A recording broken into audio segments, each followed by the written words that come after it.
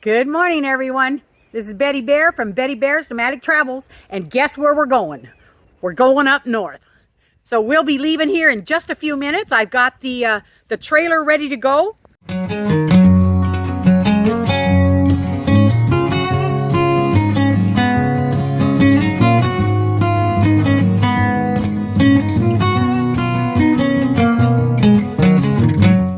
I've got lights. Little guy strapped down nice and tight. Oh, nice and tight. Marker lights. I got a red one, and then I got an amber up that way. I got all my tools in the back because I plan on doing a little bit of work when I get to my daughter's house. So I've got all my tools in the back of the truck. And guess what else we got in the truck? I got a passenger. I know Bernie's in there too, but guess what I got? Look at that. I got a little bunny bun. I'm being a bunny transporter today. This little bunny bun's going to Washington State. So her new mama is going to meet me off I-5 somewhere. I don't know where yet, but there's our little passenger. All right, then let's do it, guys. Let's get on the road and see if this thing will stay together.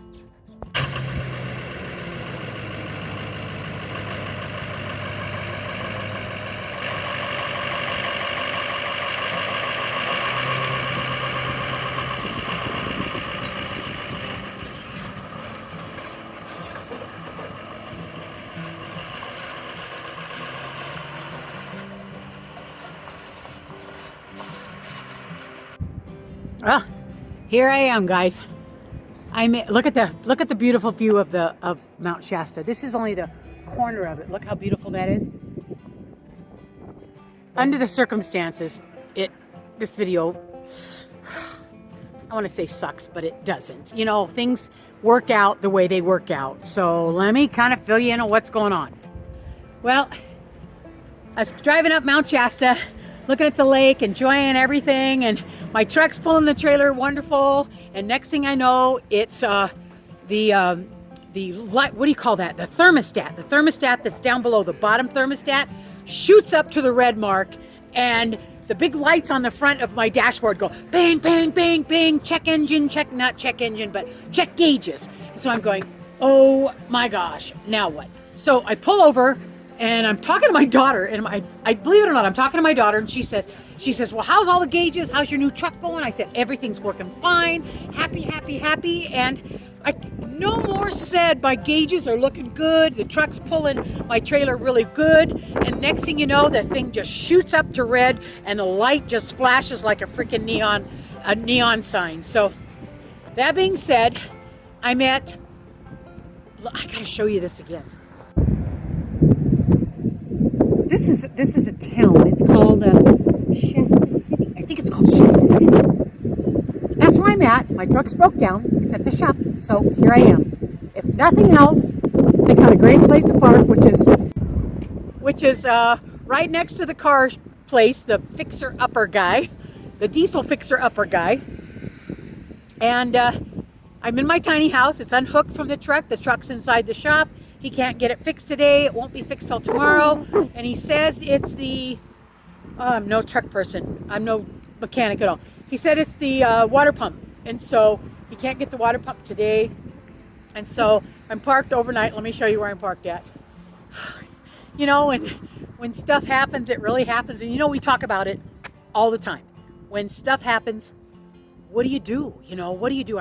First I cried, you know, it's like I'm on the freeway, and about every 3 miles I just stop because the thing would go, chirr! And so I'd pull off someplace that I could pull off and let it rest. The whole time I'm talking to my daughter in Washington, I'm talking to my daughter in California, I'm talking to my son-in-law. What do I do? And so I limped my way 3 miles at a time, and good thing it really only happened coming up Mount Shasta. So really it wasn't, I didn't have to go that far before I got to this town here. And I went to a different, not a dealer, but a car fixer-upper, and they sent me here. So I'm hoping that these guys are going to fix my truck. But in the meantime, let me show you where I'm at with my bunny. Oh, there I am.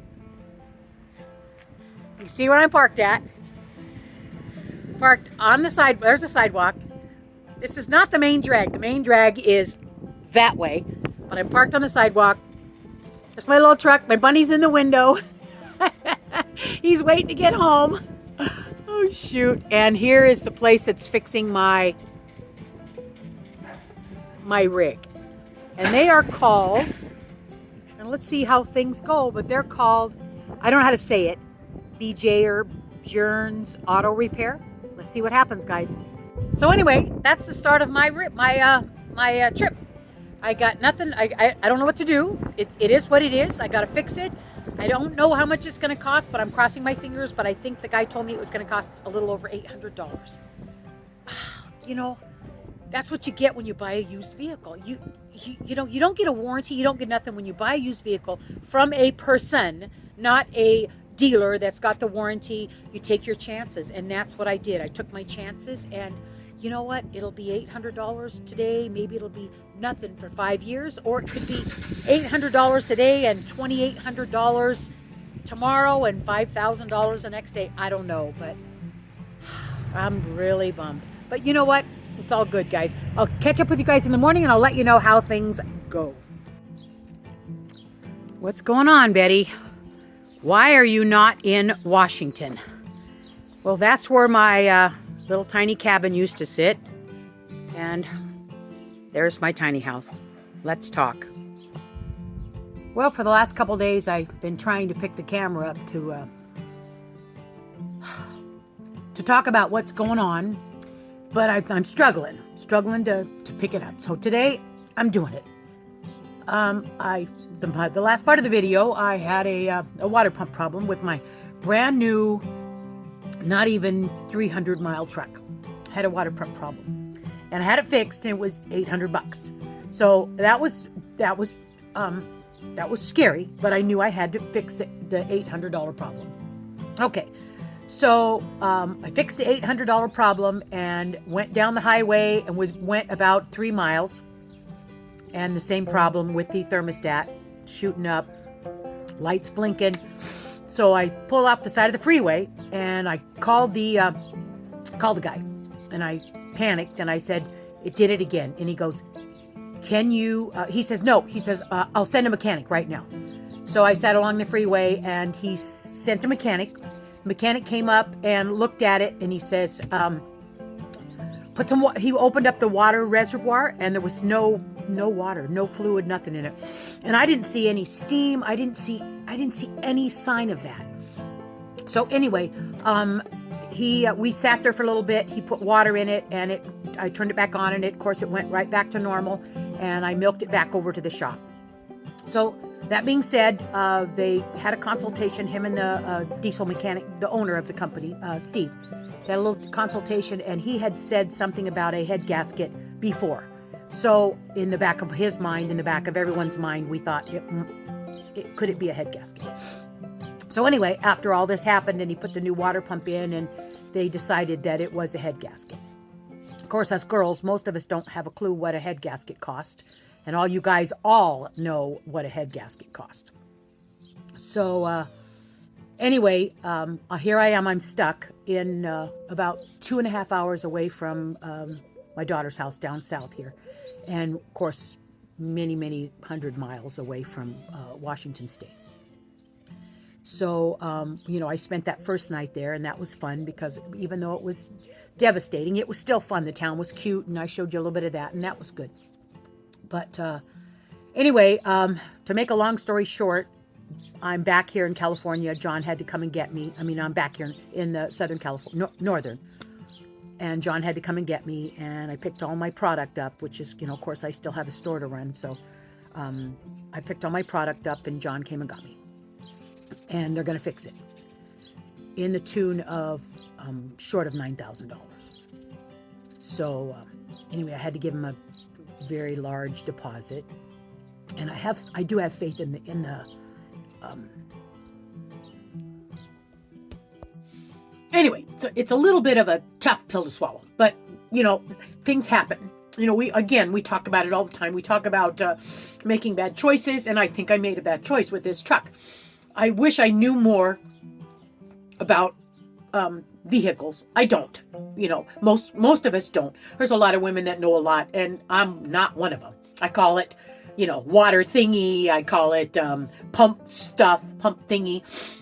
So anyway, it's up there. It's getting fixed. I have to do it. I mean, I spent so much money on this truck and I paid cash for it. So I have to do it because otherwise I'm not going to be able to pull. Basically, it's just a 9,000 pound paperweight is what he called it if you don't do it. So I have to do it and I'm going to do it. I'm not sure exactly how, but I'm going to do it. So anyway, it's going to be up there for about 2 weeks. So I'm back down here in Washington. What's funny, I was so distraught coming back down here. I got 3 pair of underwear. I've got no shorts because it's freaking hotter than heck here. I got just a few things that I brought with me. And, I did bring my face, my makeup and, that kind of stuff, but not much more of anything else. So anyway, I want to keep you guys up with what's going on. And, I don't have anybody to blame. I can't say, I do feel like that the gentleman that I bought the truck from, I do feel like he deceived me because I can't see that he would not know that those things were wrong with it. But maybe he didn't. I don't know. He was very nice. The kid was very nice. But I just don't know. I have mixed feelings about it. But one thing that mechanic did say once they got the thing tore apart is that my truck is an 06, an F250 diesel, turbo diesel, Super Duty club cab or crew cab, which is the 4 doors. And what he did say is, says my truck is an 06, but that motor is an 03. And it was crashed. And I did the Carfax on it, and it shows nothing about a crash. It was 35 different points on the Carfax. And that they all said oil change, filter changed, tire pressure, something or other. I mean, all just normal stuff that you would fix on a car. This kid was the third owner. And I'm the 4th. So anyway, the car was crashed, according to the mechanic. The front end was crashed. They didn't turn it into the insurance. That's why it wasn't on Carfax. So maybe the guy that this kid bought it from, maybe he crashed it and fixed it and sold it to the kid, and the kid didn't know. I have no clue. So anyway, it's an 03 motor. The truck is an 06. That's why the front end is so beautiful, because he put a whole new front end in it, the whole new hood. The headlights are just like they're brand new. I mean, the truck is beautiful. So anyway, he says it could have 50,000 miles on that 03 motor, or it could have 250,000 miles on it. He says there's no way to tell.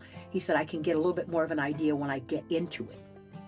So I don't know what I got. I got a multi-$1,000 lemon. And he also did say Ford from 2003 and a half to 2000, I think he said 2007. That motor, that diesel, that 6.0 was nothing but a nightmare. And so that being said, also, he said, once we get it back up, he said, you better be careful, because it is the most, according to him, he said it's one of the most stolen trucks on the road today, because those years had those issues, and people are looking for parts for this thing. So anyway, I have to be cautious with that. I cannot sell it like it is. Obviously, I cannot sell it to someone, and I'm not going to get what I want out of it because I paid too much for it. He said if it was a normal running truck and it had the 140,000 diesel miles on it that it had, he said it's worth every penny that you paid for it. But now that being said, with everything that we found out, it's not. So I can't sell it. I can't take that big of a loss. So I have to fix it. So I'm going to fix it. So that's what I'm doing. I'm fixing it.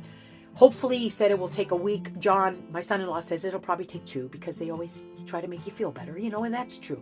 So I'm here again in North Central California, hanging out with my kid, my daughter, my bunnies, and I'm going to make the best of it. So one good positive thing about the whole thing is that once it does get done, he's putting better parts in it. Not, I guess, a pattern. I don't know if I'm rambling, but the guys will know, and you girls are going to say, I'm done with this, But I guess there's 4 bolts to something. And Ford built these motors with these 4 bolts. And you should have put 6. So the newer ones from 07 on have 6 bolts holding this whatever thing is down. And that's the problem. And the bolts are the standard Ford bolts or cheesy bolts that break off. And that's what makes this gasket do whatever. And don't quote me on all this stuff because I don't know. But anyway, he's going to take it off, take the whole thing apart. He's going to bulletproof. I don't know what that means. And he's going to put new aftermarket bolts on it, which are supposed to be studs. I think he called them studs and not bolts. And of course, John knows all this stuff. And he said, that's the good way. That's the way to go. So he's going to replace, refix anything that has anything to do with this particular part of the motor. And he said, you should be good to go. He said, you're going to be good to go. So about $10,000 later, I should be good to go. So again, I can't sell it. That's the way it is. I'm driving this thing. So anyway, it is a beautiful truck. Don't get me wrong. It is absolutely gorgeous. And I'll show it to you when I can. I mean, I'll show it to you when I can. It's beautiful.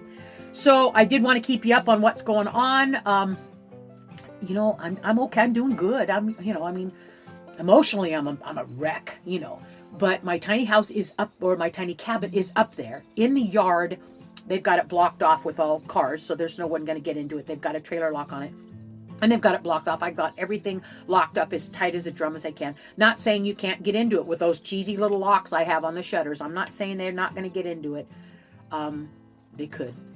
But it's up there, and the guy's got security cameras and the whole bit. Again, not that matters, Somebody wants to get into and look in. There's really not much of value. I've got all that material. I mean, the cedars all lined up. I mean, it's not even pretty in there. It's just got tons of material in there, tons of stuff. My tools are in, all my tools, thank goodness, all my tools are in the truck, in the back of the truck, locked up in the back of the truck, in the shop. So they're going to have to break into the shop to get my tools. But there's no tools in there, but I've got my refrigerator in there.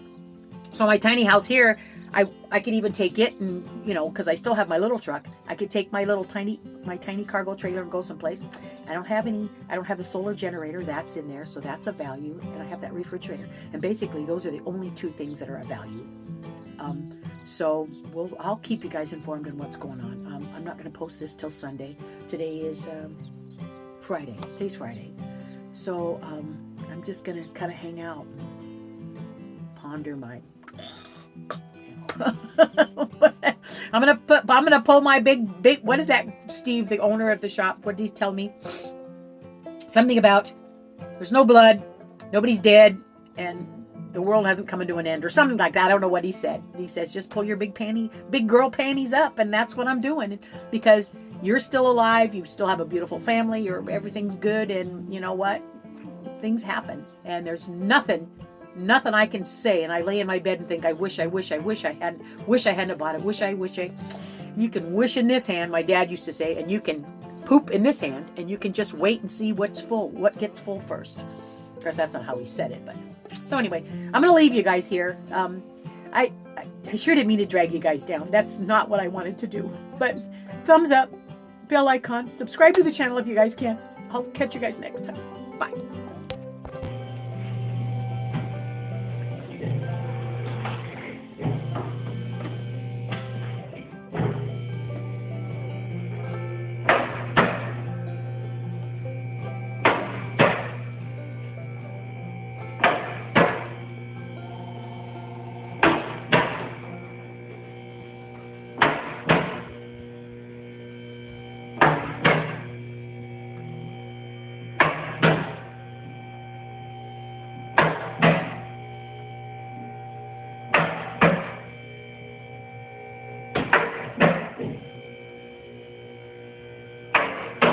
You got a wire dangling.